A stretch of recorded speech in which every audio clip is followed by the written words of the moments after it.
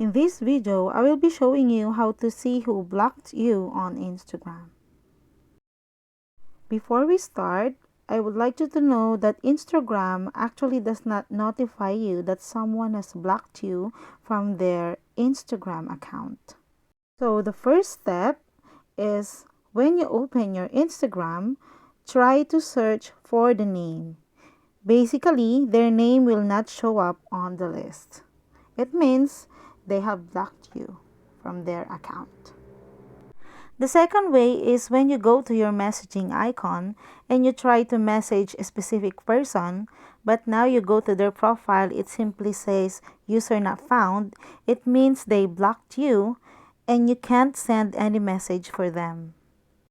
If you have another account, try to switch your account and try to search for their name.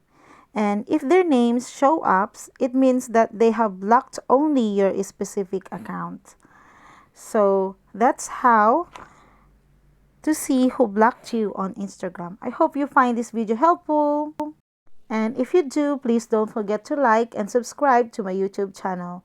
Thanks for watching.